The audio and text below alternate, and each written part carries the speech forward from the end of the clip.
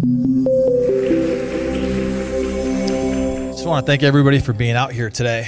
Really honored to moderate this panel, and half the panel here happens to be members of the association. Our association's been around since 1910. Started here in Detroit as the Detroit Meat Cutters Association, and we've grown a number of years. So now we have an office here in Metro Detroit, one in Chicago, one in Cleveland. This is a very exciting time to be a part of the grocery industry, and it's a very hectic time with whirlwinds happening. And I think everybody here could talk about that, with consolidation, with mergers, with who's going to buy who.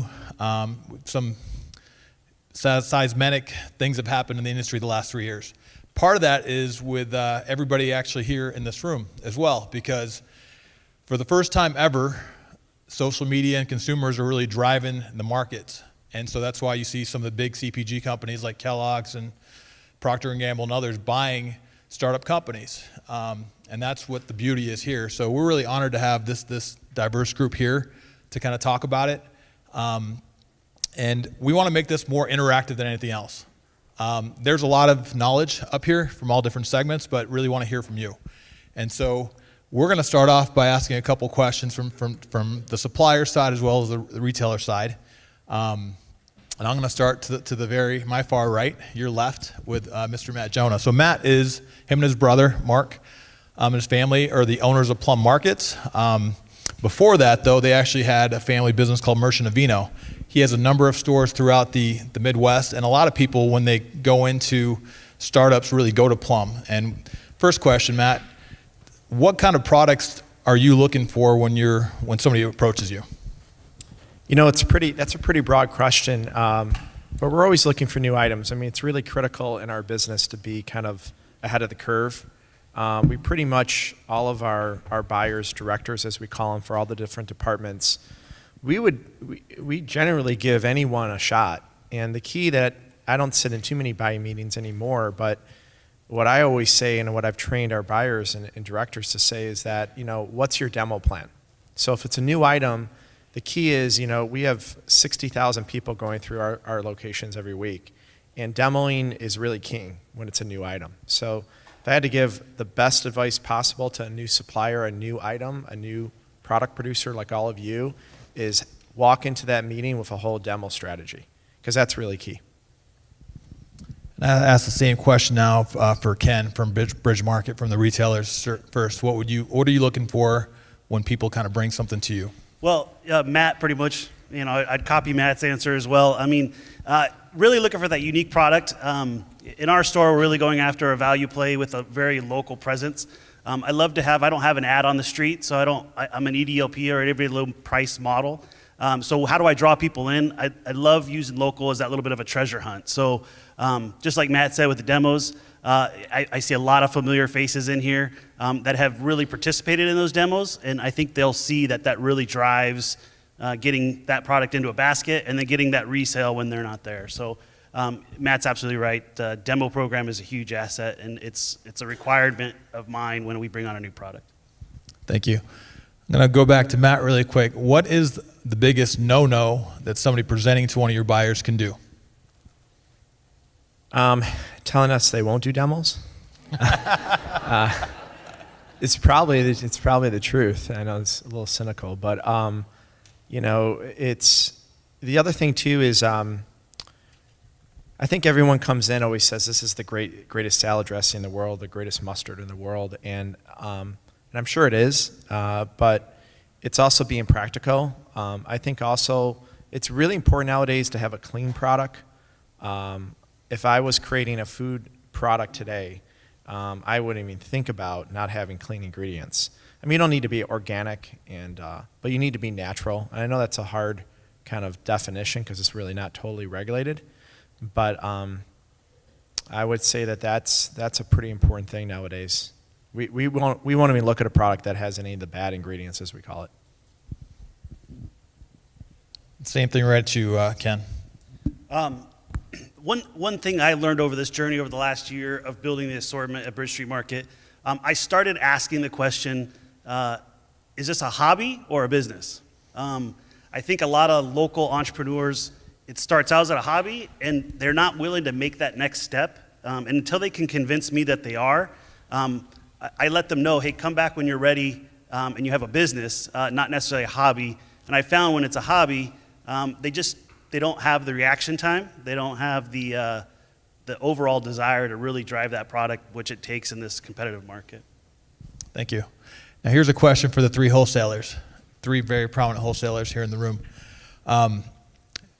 You probably have hundreds of people knocking on your doors every day, right? And that's not an exaggeration. Is there one specific advice you'd actually give the people in the room in terms of how to get in front of you and what would actually get you to consider bringing that in? We'll start with Lee. To reiterate what was said earlier, it's really about packaging in the retail sector for us. If it tastes great and has clean ingredients, but it doesn't present well, it's not going to work. Okay. So that's number one for us is packaging. Great. How about you, Don?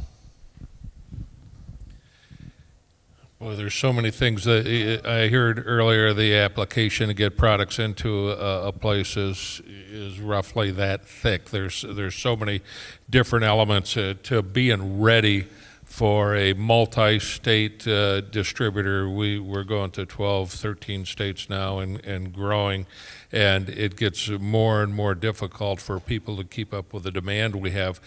We love it when Matt and Ken come to us and say, we'll carry this, because it makes it really simple for us to put things in our warehouse. But when we get presented items that are not in the market, we do have a sales force of 300 salesmen now that go out and knock on doors.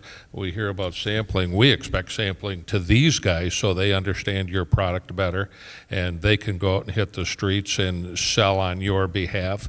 There's also broker networks that we work with to help get products out there. But probably the biggest one is be ready. Know what you're walking into when you hit our buyers. So many times we have to say, you're just not ready for us. Great product. Part of our problem is when we put something out there, once we get those salesmen excited, they like to sell everywhere, and we can't just go out and say, well, you 100 salesmen can sell it, but you other 200 salesmen have to wait. When we roll a product out, we roll it out nationally. I would echo the same exact thing that Ken and Don just said. But I will tell you, the first thing that comes to our minds is production capabilities, which Don alluded to a little bit. It's very important from a distributor standpoint that if the product does take off, if we do, our business is a little bit more unique, where our sales reps actually go out there and actually sell the product. Your ability from a human resource standpoint, what kind of people can you have? We can't sell your product from educationally as well as you can. So if you have people that, it's not just about producing the product, it's also about having people educated that can help these retailers like Matt's stores and the Bridge markets and other retailers around, the prominent retailers around our cities and states. But from a human resource standpoint, do you have people that can go with our sales reps and educate the customers on your products? And once that does happen and that does take off, are you able to produce the product to take care of that demand that we're creating? Doesn't really matter how good the product is yet until the customer really understands that it's something that they want to bring into their stores. Excuse me. Another I think a very important point is margin to the retailer. Very important. What kind of margin is this retailer making? Sometimes I think that in the infancy stages of entrepreneurs like yourself, you look at percentages, sometimes overwhelmingly more than penny profit. Penny profit's very, very important. We want to be able, as a distributor, to make money. We have to make money in order to distribute your products. So there has to be a very nice synergy in that respect. So I kind of covered a little bit of everything. I'm sure this will come back around, but that's all I have right there. Thank you, Bobby. And for the record, Mira, the Midwest Independent Retailers, we're the only nonprofit on the stage. All these folks here want to make money, just like you do out in the audience, just to clarify that. I have a question for the suppliers, again, really quick. Is it more beneficial for one of your customers, one of your retailers to say, hey, I really want you to bring this product in, or is it better for you just to meet with new entrepreneurs like in the audience? What's your preference? I would tell you that it's always we always prefer for you to have already canvassed a little bit of the retail to some of the retailers like the Plums Markets, Bush's, Hollywood Markets. Those are prominent customers, especially on the good for you products, as I believe Matt was saying.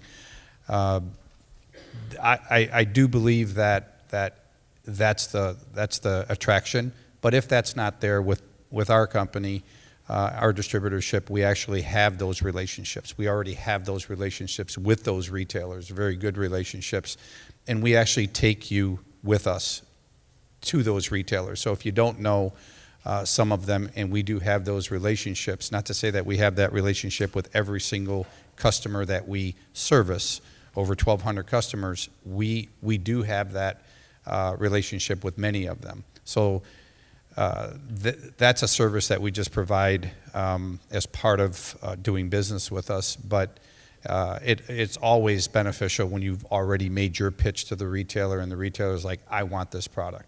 As a matter of fact, some retailers do come to us, the retailers that we service, they'll come to us and say, we would like you to carry Lisa's dressing that she came to us. It's a Michigan brand. We would love for you guys to carry it for our stores, and that holds a lot of power for us. So very important that you get that, but it's not 100% necessary with doing business with our company. Always love it when somebody can walk into us, and in fact, some of our buyers will require it, that they want you to bring at least 5 accounts with them, that they know where they already have distribution if they put something into the warehouse. One of the pitfalls that we often run into is when you already have a relationship with a retailer and you have pricing set, as Audet says, we can't stop trucks, we can't run trucks for free. So the margin that a distributor often requires in the middle there isn't part of your equation, and it's really tough for us as a distributor to go to any of these guys and say, oh, now we got to raise your price by 20%. Often they say, never mind, we don't need you because we'll keep dealing direct. So to that point of understanding all the players involved when you set your price structure, you got a distributor there. If you require a broker, a lot of times we'll ask you to have a broker if you're a small organization, because the broker already has relationships with us and all the states we do in. One of the requirements is that you have somebody across the United States that'll do 19 different sales meetings to educate our sales force on your product. Often a small company can't do that, but the brokers can. So if you put the broker's commission in there and a distributor, and have your pricing accurate to begin with, so we're not in a position of having to go to those retailers and say, we have to raise your price. Thanks. Yeah, I would agree with the other two that it is preferred that you come with some sales territory already in place. It isn't always necessary. We're in the business of satisfying our retailers, so what they want generally is what we do. But yeah, so I would agree completely with those two. Thank you. Thank you. Other terms that may be foreign or may not be foreign for some people in the room are slotting fees, for instance. And so I know retailers are different, some distributors are different. Question from Matt all the way to Bobby. What's your approach for slotting fees for new companies? So we don't have slotting fees. What we do is we just ask for usually like a small distributor, a small manufacturer, a startup like all of you. We sometimes don't even ask for a free fill. If it's a larger supplier, definitely we'll ask for that. The first, case is free for slotting. But we don't really play that game. To us, it's more important that we have the flexibility to kind of change the product mix for our guests, and we don't have that. We're not dependent on a contract basis where you're gonna have to have that space. One word I would give of advice to really all of you too, that sort of has to do with slotting, is like Costco's of the world and Sam's Clubs, even now Whole Foods with the Amazon acquisition, they're all about slotting. And to us, a turnoff is when a product like yours ends up kind of in a multi-pack at a Costco or a Sam's Club. Usually that's when I'll tell our buyers to drop the product. So I think you have to decide at some point, do you want to be this next, the next RX bar and sell to Kellogg's for $700 million? If that's what you want to do, I respect that and good for you and go for it. Or do you want to be that artisan producer that has consistent business like a Germac Pistachio for the last 75 years and isn't everywhere? So kind of have to pick and choose your battles, in my opinion, moving forward. At Cherry Capital, we don't do any sort of slotting fees either. I would say that we're constantly reviewing our catalog, and there's always the low performers that we're reviewing. So we'll give a product 6 months to a year to really take off if it's something that's new to the market. And we like to work with our vendors and producers to really have a partnership to work on what's working and what's not working. So we don't have any sort of formal slotting structure at CCF. Yeah, we don't have a slotting fee at all either. As I've met with all the local vendors that we deal with now at Bridge Street Market, I really focused on that partnership. Again, the demo I know has a cost to you. You have product that you're spending money on, so I look at if you're giving that whole investment on the demo program and really driving the social media aspect of it and tying in with our social media, really is a benefit to us as well as you. So we look at that as kind of your investment into the brand and your investment into the product, getting it on the shelf, moving forward without a slotting fee. I feel bad. I have to say we do have them, and a lot of it depends on the category. It depends on a lot of that is used to clear slots to put your product in. We're using kind of your money to mark down somebody else's stuff and get it out of your way. Right now we're slotting probably over close to 20,000 items. Our sales reps are selling close to 30,000 items. A lot of them we do on special orders and stuff where we don't use slots in the warehouse. There's always some low-selling items that we have to maintain, but there's a lot of stuff that probably when your item comes in is going to cause something else to slow down, and we need to turn those slots. So that's what a lot of that money is used for. I didn't mean slotting fees were good or bad. It was just more a general question. So, Well, I learned a long time ago that it's win-win. Win-win is very sustainable, right? Win-lose is not sustainable. There's many different, from a slotting fee aspect, there's many different disguises of slotting fees. And that's what I would tell you to be very careful of. When you are with a distributor, speaking in behalf of our company at least, you got to be careful with a little bit of, they may not charge you slotting, but they may charge you, and let me digress a little bit. We do charge slotting to the larger companies. To Matt's point, the companies like, for an example, Kellogg's, ConAgra, General Mills, Post, and so on. You folks here, all of you would have startup items. You just be careful that people don't charge you the slotting, but then they would come back with, well, we need to make X amount of margin. So you really do need to educate yourself on the distributor that you are dealing with so that you understand their reach. Some distributors have a larger reach, so you want to really be very in tune with that. Some people, some have that have a smaller reach. If you know that, and you know the types of customers and specific customers that they reach, they may not be the same customer that you really want your product in, at least initially, right? Everybody wants to sell a lot of product, No one's doing this for just, I don't think any of you are doing it just for a hobby. If you are, that's probably not a good idea. But it's as far as the slotting fees, just be careful that you don't fall into a distributor making a lot of margin where it takes you out of the game right off the bat. Okay, I'm going to piggyback off that, starting with you, Bobby, and down the panel. What kind of margins are you looking for from both distributors and retailers, as well as what kind of terms are you expecting from the manufacturer, as well as is there any legal insurances or anything like that you're looking for as well? Well, obviously you have to be insured.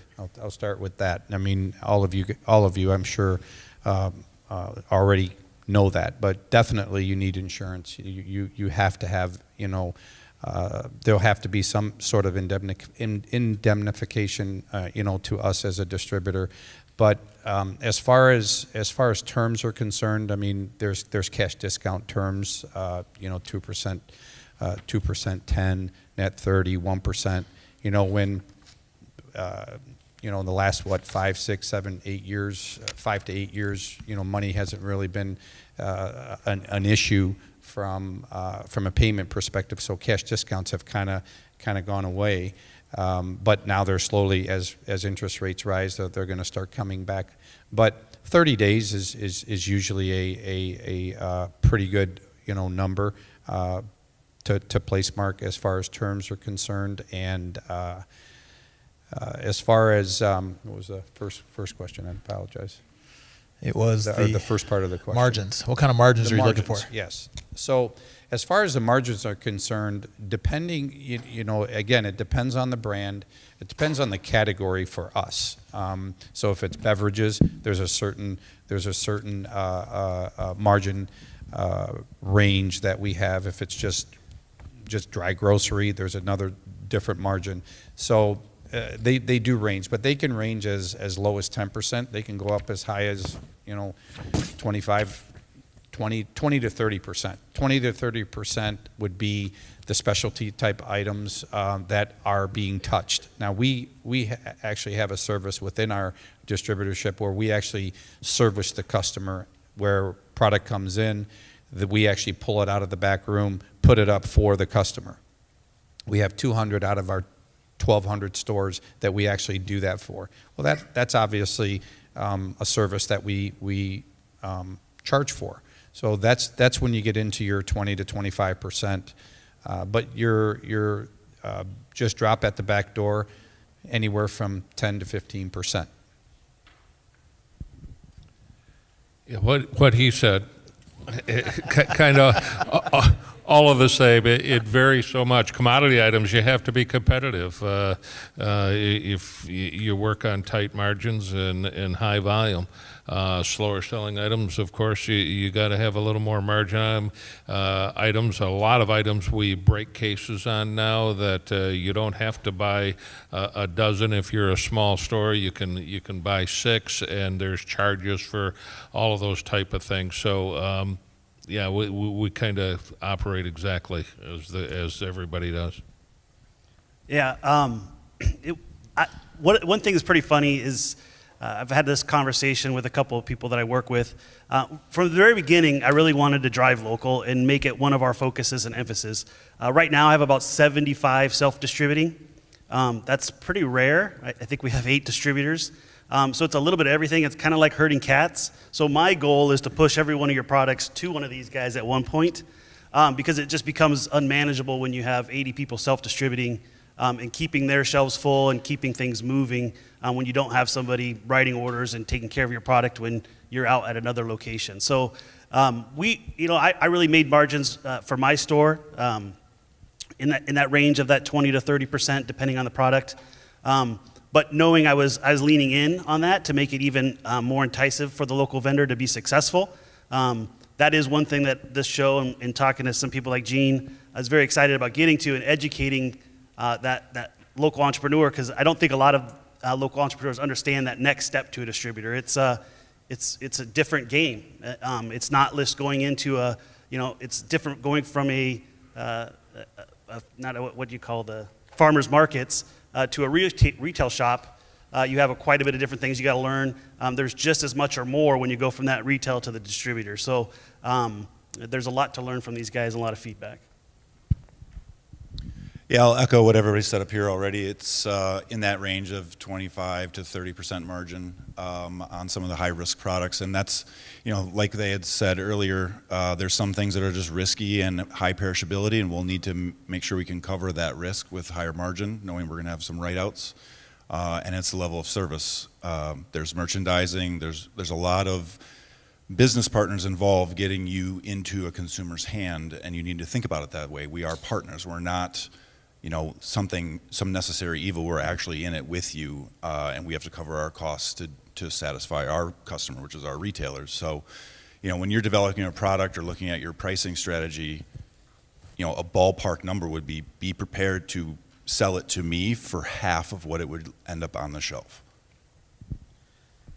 So if I was all you, I'd probably be a little confused because you're hearing wholesale margins and you're hearing retail margins. So let me clarify something. What I'm about to say is retail margins. So we're a little different. We're a little unique. We're very proud that we're totally private and staying that way. So we can compete with the Meijers of the world and the Whole Foods, no problem, and grow. How we've done that on our margins is a little bit unique than our competitors. So if it's a perishable product, we'll work as low as 20%, even 15%, if we have exclusivity. So if nobody else is going to carry it, and we have some sort of an exclusivity in a certain, like we call exclusivity like 3 miles around any of our locations, or even 1.5 miles is like we'd agree to as well. We'd work on a much lower margin. Because to us, it's that unique product, that draw, it creates traffic builders and the demo support. If it's, ultimately we like our margins to be somewhere between 30 and 40%. Once the sales are good and they've stabilized and they're growing for you and for us. But we're a little unique. I mean, we brought in a local popcorn line. We worked on 15%, and we went exclusive, and we sold 1,000 bags at an $8 price point the first week. So that's why Plum Market, I think, has really been successful. That's why our last chain was acquired by Whole Foods Market, because we have a little bit of a unique strategy. We're trying to keep, the Meijers of the world and the Krogers, they're all going to talk local and now Amazon with Whole Foods, but they really are not local.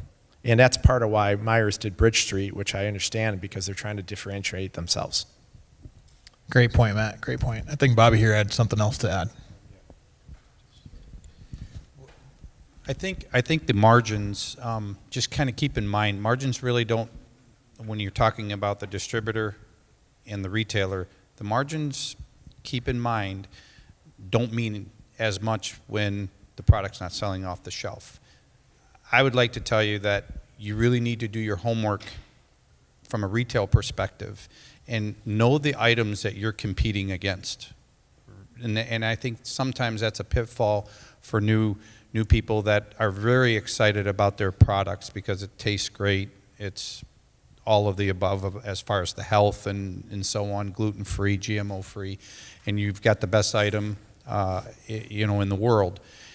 You really really have to be educated and educate yourself on who am I competing against, and then check those prices out. And if you can work backwards, it usually makes it a lot easier knowing these margins, but these margins really don't mean anything if you're already out of the market. So I just wanted to make sure I forgot that. So, Thank you. And to Matt's point earlier as well, the reason we actually talked about margins is it's not just a 25 or 31 time, it's distributor, retailer, and so on and so forth, which comes to the question of scale, right? Because you can make a product, it could be a great product, then when you try to scale it, you're going to have some issues. So what's some advice you could give to the audience here in terms of how the best way to scale from what you've seen through your experience? We can start, Matt. I think, I heard this earlier is in an earlier presentation with the T-line, which we carry, is, I don't know if I necessarily agree that you have to be ready for scale. It depends on what you want and how fast you want to grow. So, there's a local honey line we carry.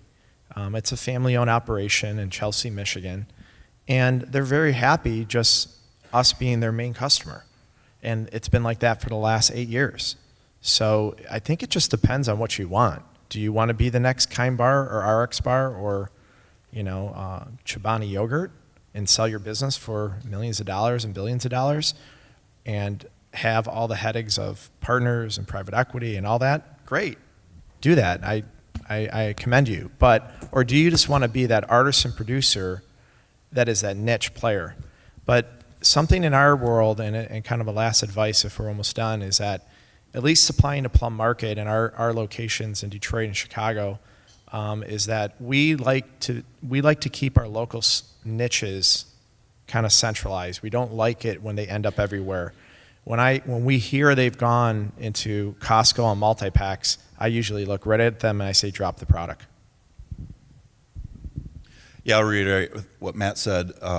Do as much research as you can at the forefront to future-proof your product. And when I say that, I mean think about when you define success, what does that look like, and plan for what that looks like. And that often means you need to be protecting your margins so that later you can hire a distributor or hire a broker or hire a co-packer. It is very hard to enter a market and then raise the price when you need a business partner to help you get to the consumer. So you need to be thinking well into the future what you want to look like in 3 to 5 years or whatever the plan is.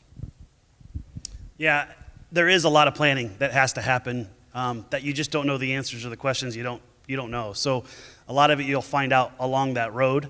But like the previous two speakers, I really think you've got to decide where you want to be. At Bridge Street Market, I'm not looking to plan that for you or to be that decision maker for you. I think you've got to come in with what you want to do and where you want to be, and look at my store. Matt talked about it. Bridge Street Market is a Meijer store, but it's a different go-to-market strategy. It is a local neighborhood grocery store that I just focus on my local neighborhood and what products can I bring in to support the local neighborhood. So when you talk about where you want to go from there, that's something that you have to really think about at night and make your own decision on. One thing I've noticed with a lot of the groups that I've worked with, local manufacturers that I worked with, is the uniqueness of a lot of the products. So know what you're walking into a distributor with, I think, is something you got to do. We were counting the other day, hams alone, I think La Prairie carries something like 70 different types of hams. One of the things we try to do is supply a multitude of different style customers, and some of them, frankly, are right across the street from each other, and we have the capabilities of allowing them both to have separate product lines that will actually allow them to be different than their neighbor. I heard an awful lot. When it hits Costco, people say, well, now I don't need it anymore. So understand what you're walking into when you walk into a distributor. You can go to laprairiefoods.com. We got a list of all the products we sell there, and it will tell you. I know there's a lot of bakery people in these areas, and the multitude of muffins and different types of bread that we've seen. Our buildings don't get any bigger when we bring in new lines, but it's back to those slots that we need to free up to get more products in, and we really want to stay up to date with what the consumer's looking for as well. I'm going to say the same thing in just different words. So, exclusivity, right? So, at the end of the day, everybody wants to be exclusive. Whether you're a distributor, whether you're a retailer, you have to. This is more for you. This whole thing is really for you guys to educate you. Be careful of that, but be careful not in don't do it. Be careful in to. I believe it was Matt that said, scale is a pretty general statement. You're going to want to say right off the bat, I want to be in 100 stores. Okay, great. Then we get greedy, human nature. I'm in 100. I want 200. I want to be in the entire state of Michigan. Oh, well, you know what? I want to be in the entire region. So be careful with the exclusivity side of the business. Again, not that it's bad. You have to know what you want. And that's why I'm saying I'm repeating what the gentleman before me just said. But you have to really understand when you do become exclusive to a retailer or to a distributor, you're somewhat limiting yourself. But then again, that limitation might be good for you. It might be okay for you for the time being. Contracts are written in exclusivity opportunities, but those contracts also have end dates. So these are all the kind of the business side of the equation that you all need to really always keep in mind. And because you're so engrossed in, I want to make the best dressing, that sometimes the business side can eat you up and before you even get started. So. Good point. I think to paraphrase, you have to just look in the mirror and really know what you want to be. Going back to what Lucinda said earlier, in terms of knowing your brand and where you want to be in the future. So with that said, I'd like to thank Gene and the Fair Food Network and this panel for taking time out of their day today. Yes, let's give them a hand.